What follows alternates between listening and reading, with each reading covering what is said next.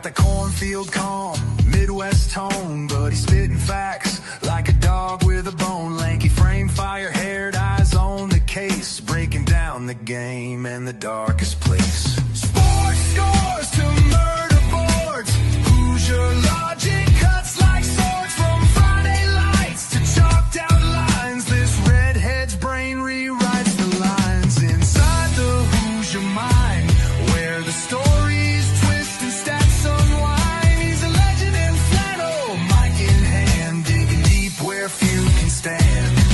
From touchdowns to crime scenes raw, he's got the truth in every draw.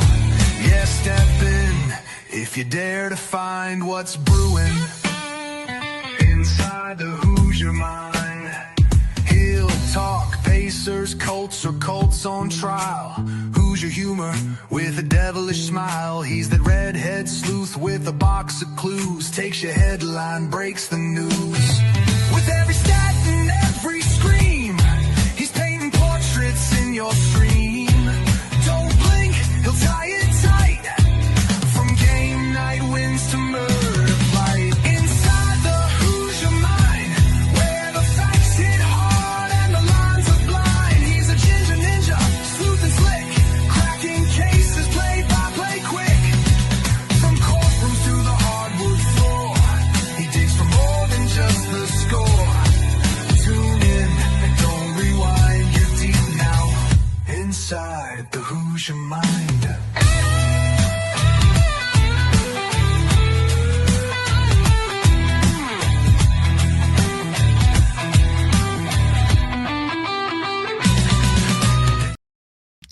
All right, what's up, everyone? Welcome into Inside the Hoosier Mind, brought to you by Military Broadcast Radio, who helps give veterans a voice, helps them tell their stories, and again, most importantly, lets their voices be heard, as well as Gunfighter Beard Company. Great beer company. They provide all sorts of different type of beard care products and products for the ladies as well. So if you want to smell good, if you want to have a great beard, if you want to look good and feel good, gunfighterbeardco.com. Whole bunch of great stuff. He's got Copycats of great cologne scents. They last a long time. Absolutely great stuff. So we are just at the peak beginning of college football, unfortunately, being done for the season. With that, though, there's always this little bit of drama that's playing it. And it's not as bad now, but it'll definitely pick up after the spring game, and it'll really pick up when it comes into July time frame. Right before the season starts, we'll have all this drama pop up. And I thought in the meantime, why don't we continue to just kind of see what the drama looks like as we talk about some of the coaches with the biggest pressure on them going into 2026. And what I mean by that is coaches that I think either have really high expectations set for them and they need to meet, or they're going to potentially be fired. And I think they might even be fired within the season. So before we get started, though, like, share, subscribe, comment. Let me know what you think. Is there anybody that I missed on this list? Is there anybody that deserves to be higher? Is there anybody that deserves to be taken off? Is there anybody that you would put on here? Let me know what your guys' thoughts are. Let me know what your guys' lists are in the comments.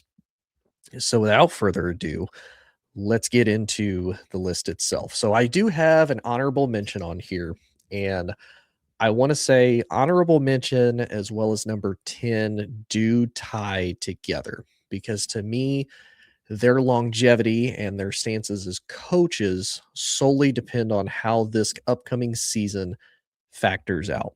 And so I'll go into more specifics as we go into the first one. First one is the honorable mention. I'm going to say Kalen DeBoer. Now, some people may argue with me on that, and they think, oh, why is Kalen on the hot seat? There's no way. Obviously, you saw number 10. To me, Kalen is on the hot seat because of the expectations that are set for him at Alabama. And it's not his fault. He's following Nick Saban's shoes. So that's a really big set of shoes and footprints that you have to fill. And it's not that he hasn't been good at winning games. That's really the bad part. Right now, as it stands, he's 20-8 at Alabama. He's 1-2 in their bowl games. And it's not that he can't beat quality opponents. He can absolutely beat some of the best teams. He's losing to teams that he shouldn't, and he's losing in really, really bad ways there at Alabama. So, for example, we can look at last year. They beat number 5 Georgia, they beat number 16 Vandy, they beat number 14 Mizzou, they beat number 11 Tennessee all in a row. Those, 4 top, technically top 20 teams all in a row, beat all of them, which hadn't been done before and is extremely impressive. But he has losses to Florida State to start the season, which was really the highlight of Florida State's entire season, given how Florida State ended up finishing.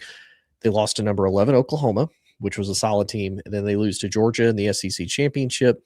They do get a revenge game by beating Oklahoma in the first round of the playoffs, but then they're absolutely embarrassed by Indiana shortly after, who ultimately ended up winning the national title. And that's just last year, right? So he can beat quality opponents, which isn't a problem. What, again, is really hurting him is the games that he's not supposed to lose. So he lost the game against Florida State. That's not really what you do at Alabama. And then if we look at last year, even, he lost to Vandy. Now, I'm going to give him a pass on Vandy because this is the Diego Pavia-led Vanderbilt team, who this is when we were starting to discover, okay, this is actually a really good Vanderbilt team. It's not the Vandy that we know of old. They lost to Vandy. They lost to Tennessee, who Tennessee and Josh Heupel, absolutely great. I'm going to definitely talk about them later on in the offseason. And they lost to a really, really bad, really, really injury-riddled Oklahoma team last year. But they beat number 2 Georgia. They beat number 2 Mizzou. They beat number 15 LSU last year. So the quality wins are there. It's just he loses the games that you're not supposed to lose at Alabama. Now, if they had lost like they did this past season of losing to, top-ranked Oklahoma, that's not bad. If you lose to Georgia in a game that, kind of matters like the SEC championship, okay. Now, if they lost to Indiana in a close game, I don't think this is really even a consideration. They got blown out by Indiana. It was 38-3 was the final score. Like, that's embarrassing. No, you don't see that from an Alabama team typically. And again, even if you want to give them a pass for the first game against Florida State last year, you can. It's the first game of the season. Maybe they expected Florida State to not be as good because they finished Florida State finished the prior season 2-10. I don't really know. But that is something to me that is really going to probably get him in trouble. And honestly, to me, I feel that Alabama is at this point at kind of a crossroads of he can win games. He can beat the big opponents. He can win the games that matter. It's you're losing the games that I'm not going to say don't matter, but you're losing the games that you shouldn't. And for Alabama, at that point, then where do you go? I know there's the rumor that they might try to steal Lane Kiffin. And to me, I do have a couple theories about this, and this is going to go off on kind of a little random tangent TED Talk. To me, I have 2 thoughts. Is the Lane Kiffin at LSU, is this kind of his first test of let me go to a Power 4 school that there's a lot of high expectations. It's all but, championship or bust for LSU is their mentality of being better. They want to compete for national titles consistently. So is that the first thought of we have to win and we have to win right now? Not only are you going to a Power 4 team that has those expectations, but you at least have the pedigree, you have the money, you have the backing, and you have the historical significance of that university as well, of being able to put quality NFL players in the league for many, many years, and especially in most recent years. So is this his test to see how does this work? As well as, and this is going to tie into my second point, is it a way for him to see Alabama up close and truly personal by being at LSU and having to face Alabama fairly regularly? Because he sees what Kalen DeBoer inherited from Nick Saban. He sees a lot of the players, he sees a lot of the tactics. And so as he watches Kalen, is it one of those, do I want to go deal with that? Do I want to deal with even more pressure? Do I want to deal with a school that you could probably argue kids are going to be more drawn to go to because of the historical significance that Nick Saban has brought within the last few years to Alabama of making them an NFL pipeline? But you have the same argument for LSU. So it'll be interesting to see where Alabama does as far as their whole entire crossroads. Do they keep Kalen? Do they try to get Lane? Do they, move on from Kalen and they try to go a completely different direction? We really don't know. But I did feel that depending on how this season goes, Kalen may or may not be out at Alabama. But again, it depends on how this season finishes, who he beats, who he loses to. But I felt that he was an honorable mention. The other guy that I feel his seat's definitely warm. I don't think it's hot. I don't think he's going to get fired like 2 games into the season, but I do feel his seat is getting warm, and that's Dabo. And part of this is because Dabo has really refused to evolve with college football over the last few years, especially with the development and the implementation of NIL. He's been really hesitant. We've heard a lot of the rumors. We've heard a lot of player reports that basically if you want to go to Clemson, you either go or you don't. And that's just Dabo's thought. He's known to pull scholarships, don't even think about visiting anybody else. Don't even think about talking to anybody else. If you do, the scholarships getting pulled. And to an extent, I respect that because you're trying to do your own homegrown talent. You're trying to find somebody that was truly loyal to Clemson. You're trying to find people that want to be at Clemson and be a Clemson Tiger. I 100% have respect for that. That's really, really hard to implement now, though, with new NIL deals, with the money that kids can make, with the opportunities that kids may or may not have. You're not going to be able to stockpile those 4 and 5 star guys on your roster anymore if they don't have an opportunity to start, or even the inkling of a chance of, hey, you might get a chance to. They're probably going to leave. Now, the reason why I put him lower on 10, it's kind of the same as Kalen. It's ultimately going to depend on how does this season end up coming about. He went 7-6 last year after there's a whole lot of expectations. There's people that even picked Clemson to win the national title. They had all the experience. They had a lot of really good players.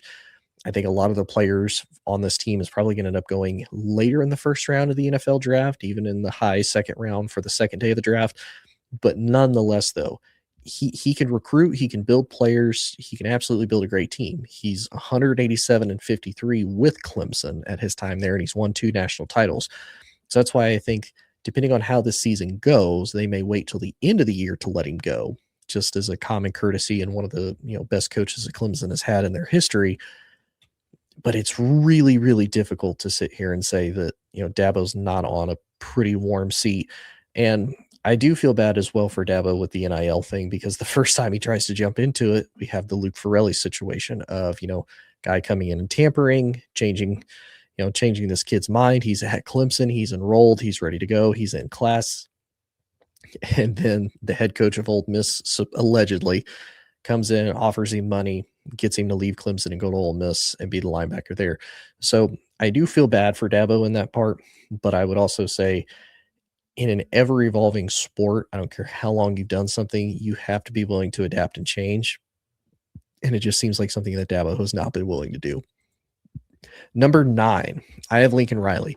Kind of the same thing. I think that he's not necessarily on the hot seat just yet, but it is warm.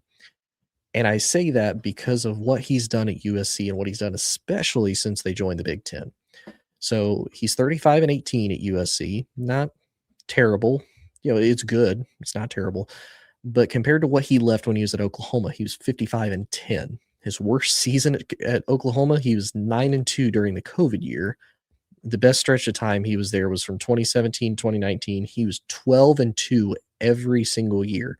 So he's 36-6 at one point at Oklahoma. Then 2021, he was 10-2. That was his last year.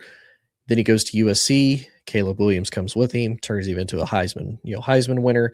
They finish 11-3.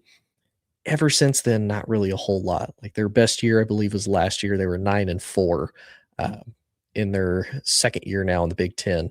So not really a lot of promise there. I mean, they are getting better. He has finally replaced and gotten him some decent defensive coordinators.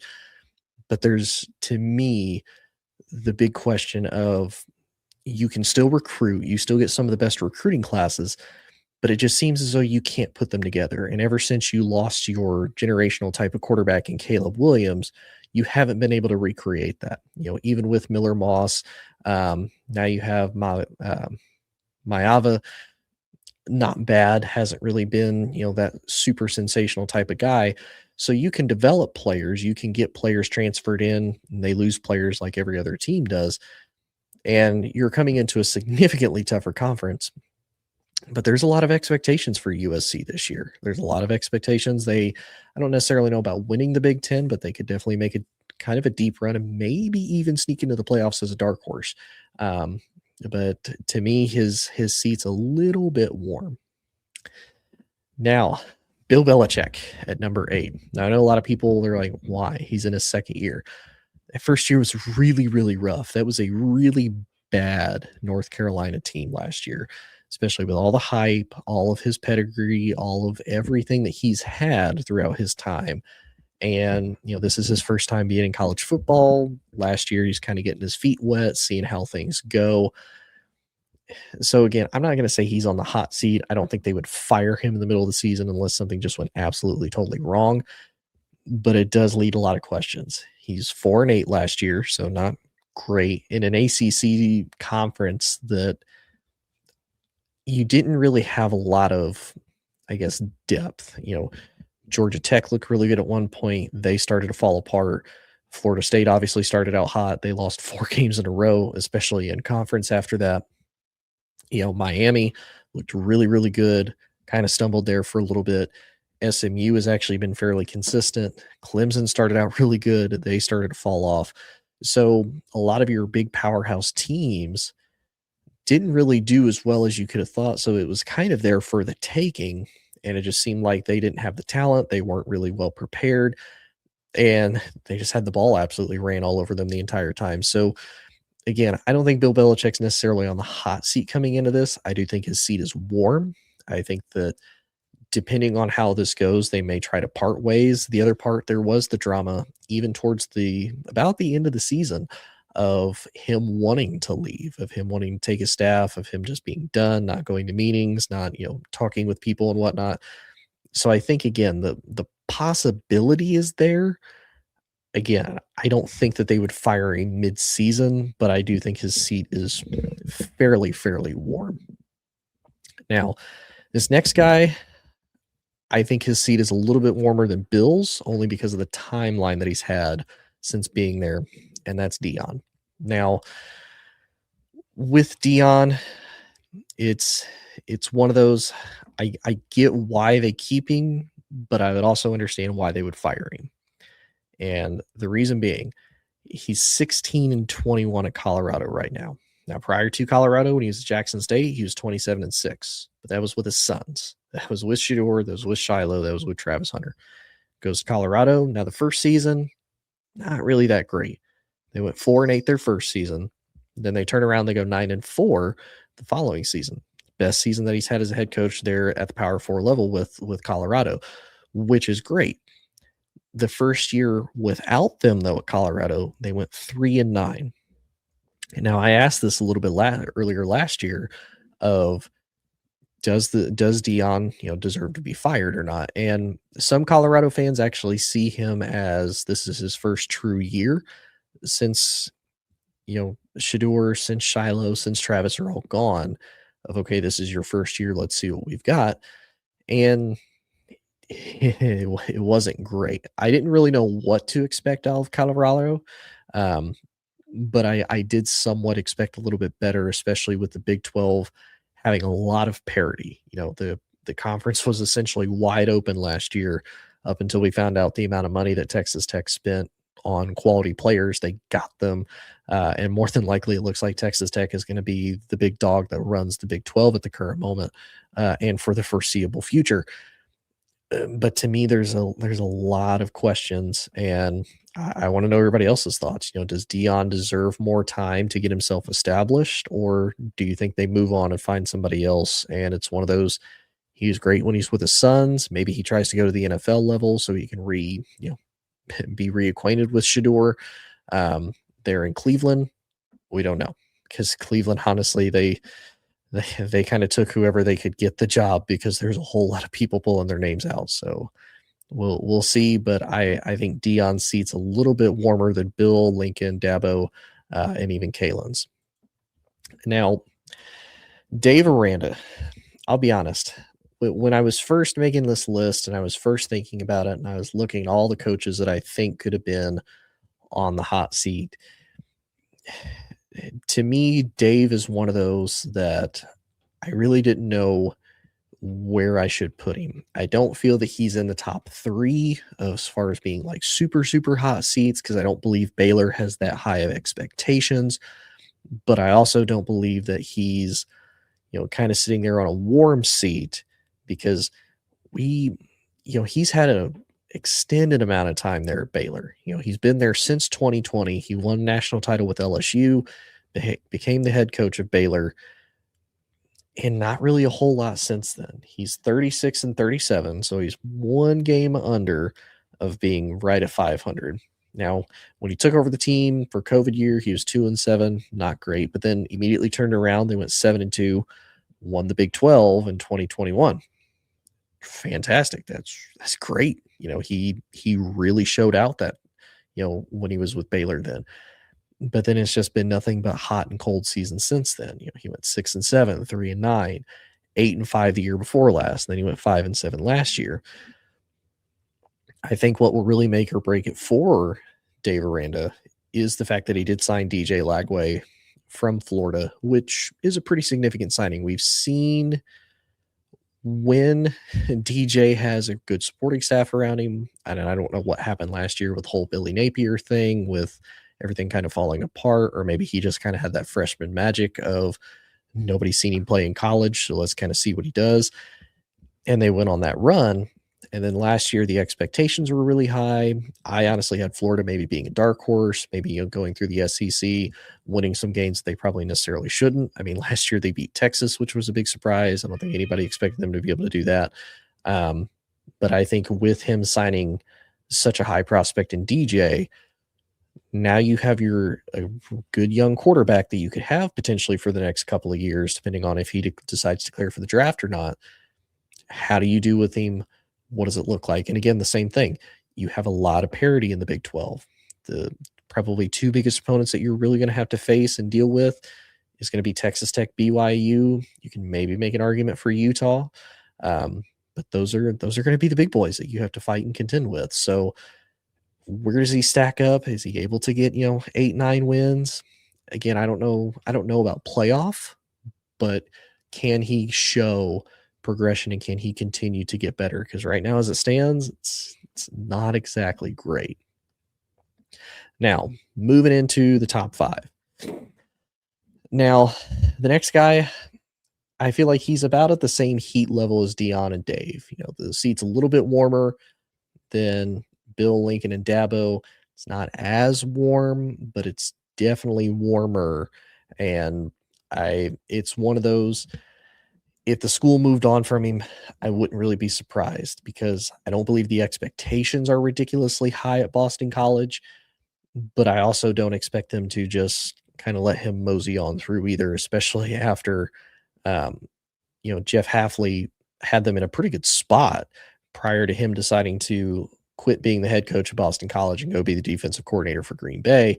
And for Bill, he took over kind of late, well, not late, but kind of in the beginning of the offseason for them. He's hired in February of 24. He took over from Hafley. He went 7-6 his first year, which is really good, especially for Boston College, who historically not that great. 2024, a fairly decent year for the ACC. But overall, though, that's impressive. But then he follows it up last year with a 2-10 season.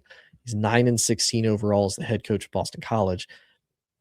That's not a great look to start with. And it's one of those, when I look at Boston College, the expectations aren't high.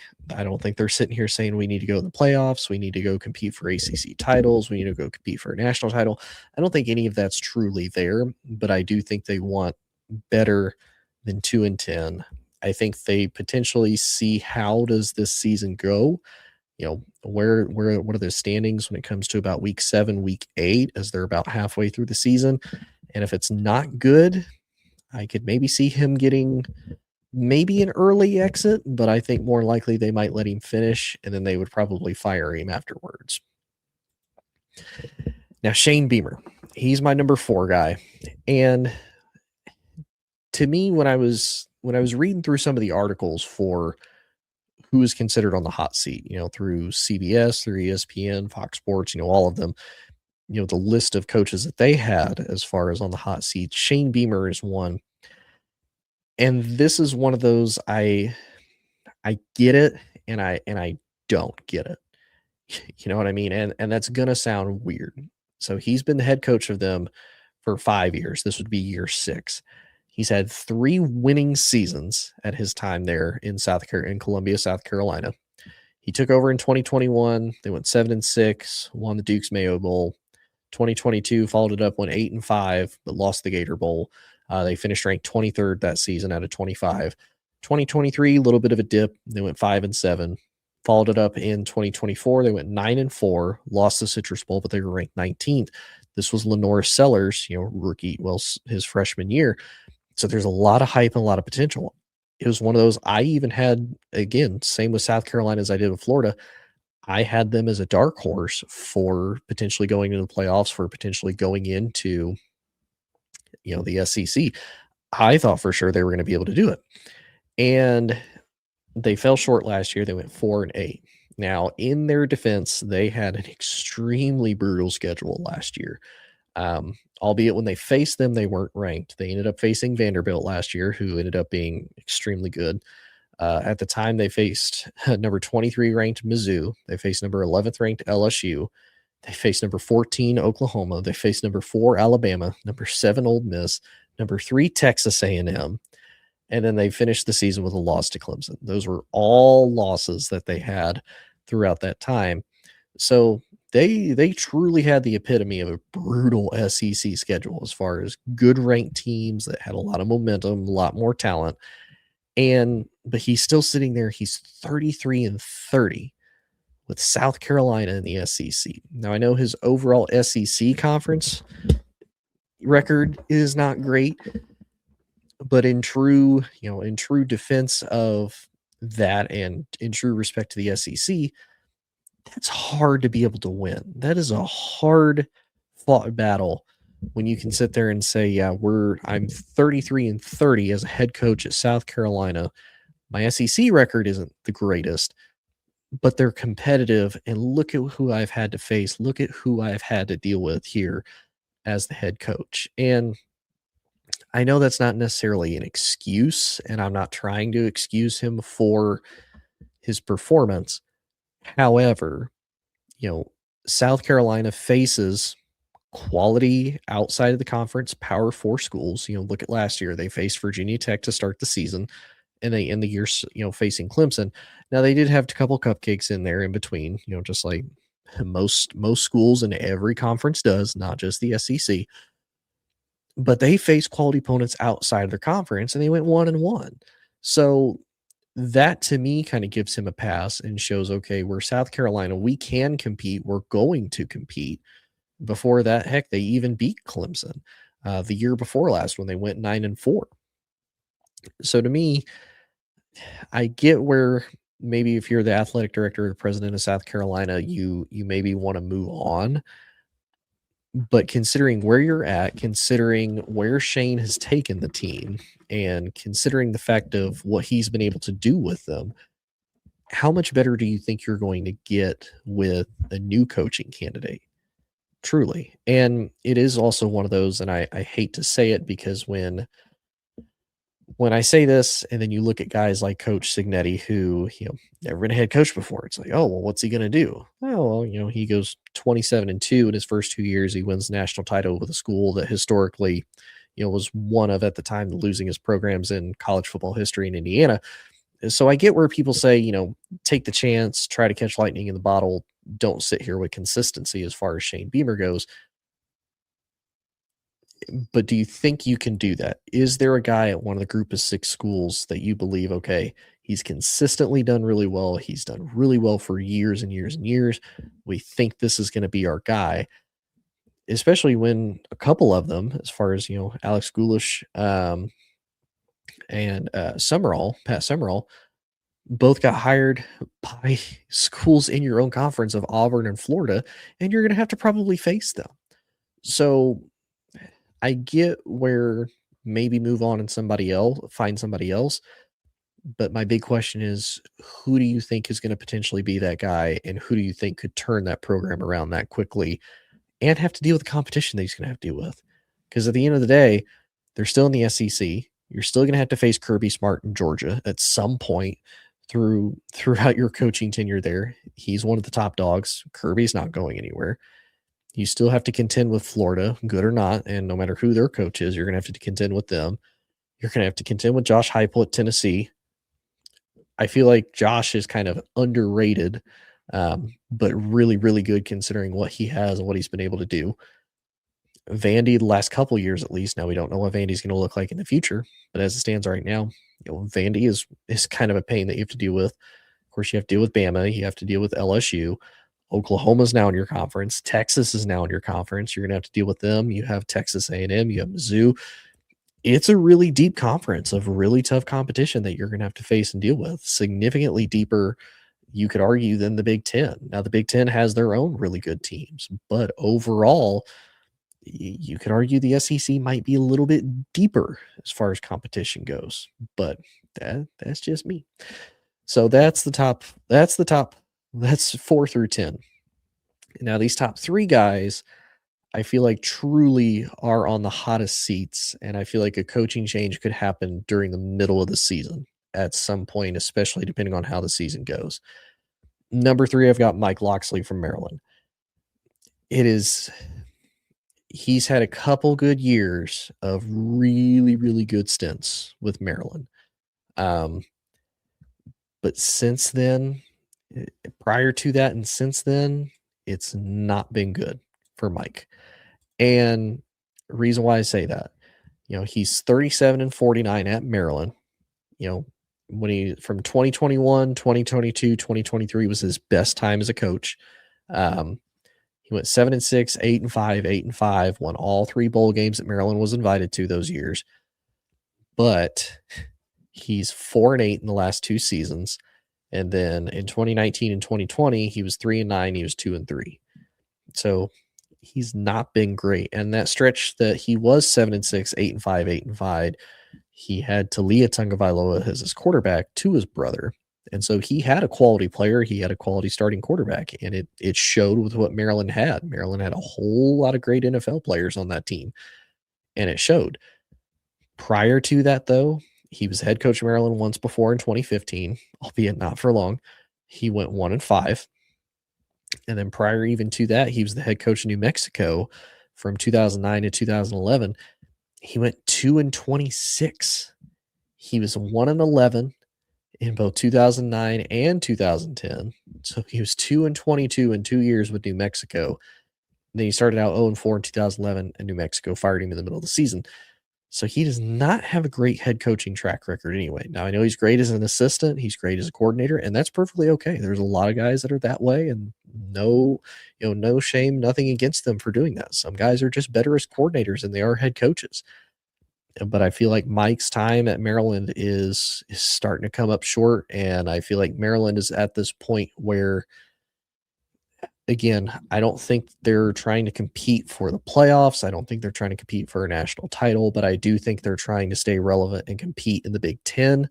And truly and honestly, I think it might be one of those they fire Mike in the middle of the season, just depending on how things go. And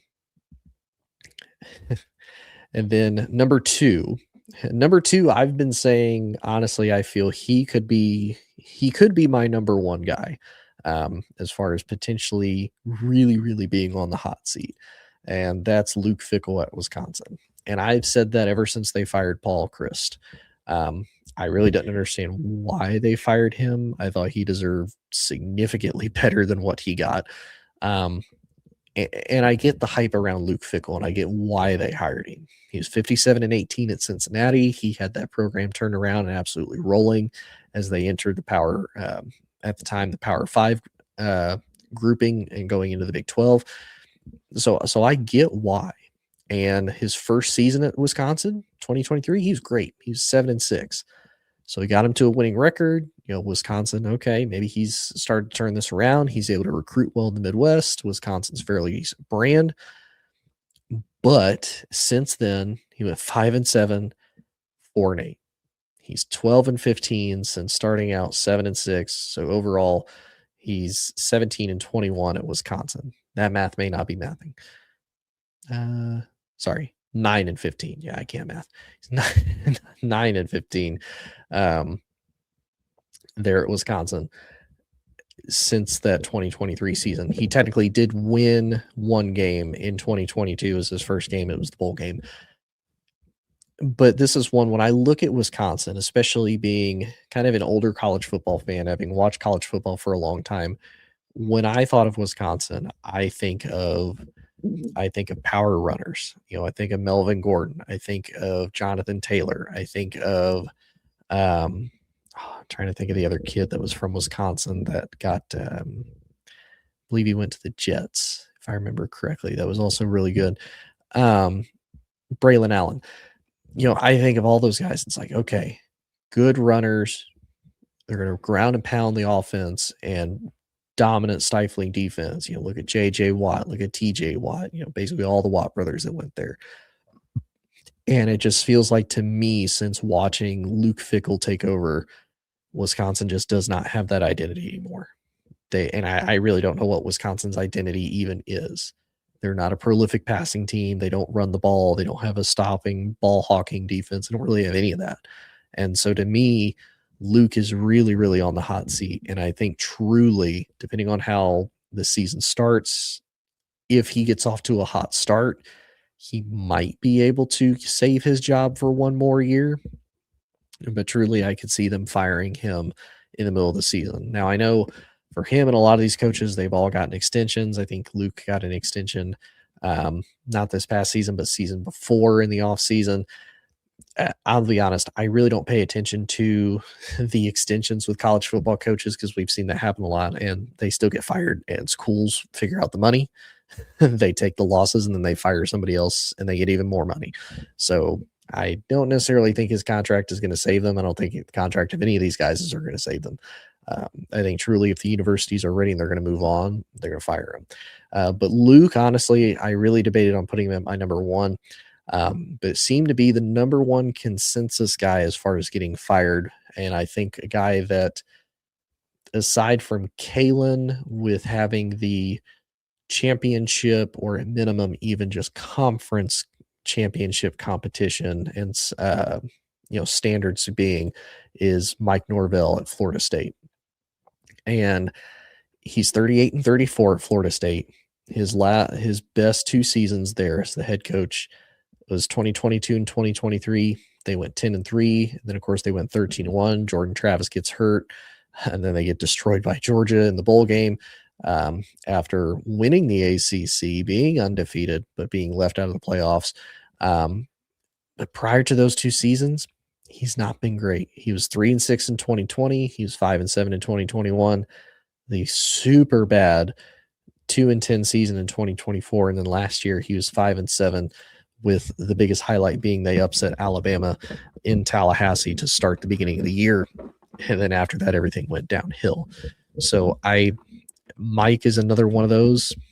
I could see him getting fired in the middle of the season, just depending on how well does Florida State do.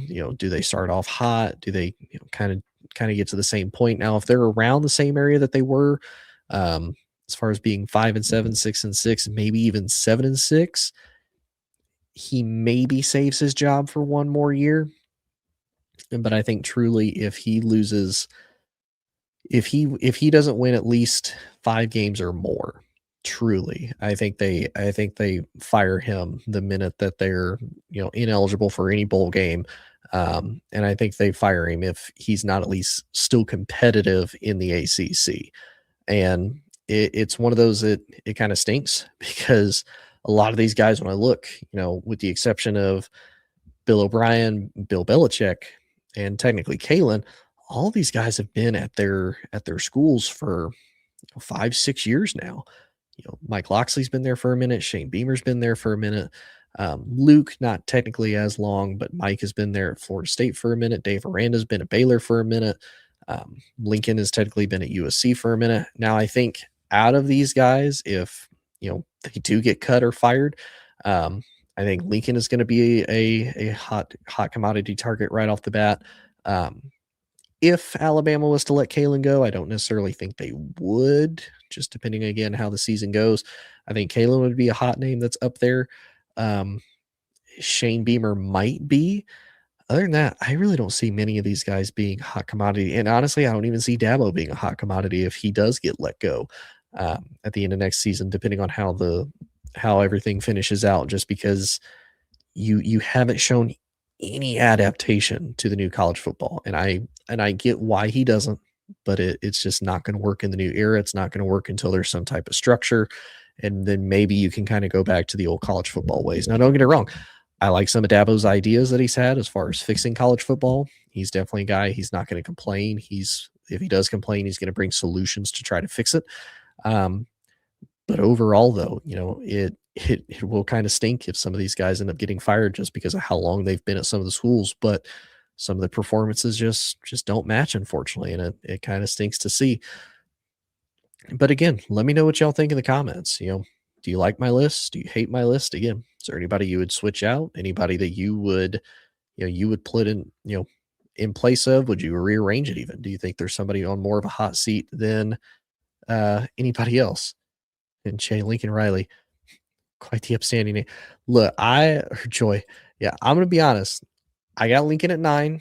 I don't think he's necessarily gonna get fired at the end of the season, but I think his seat is fairly warm. He hasn't done much since the Caleb Williams Heisman Trophy days. He's been kind of just mediocre. There's a lot of expectations coming into the season that maybe he goes on a little bit of I'm not going to say a deep playoff run, but maybe makes a better run at the playoffs than he has in the last couple of seasons being in the Big Ten.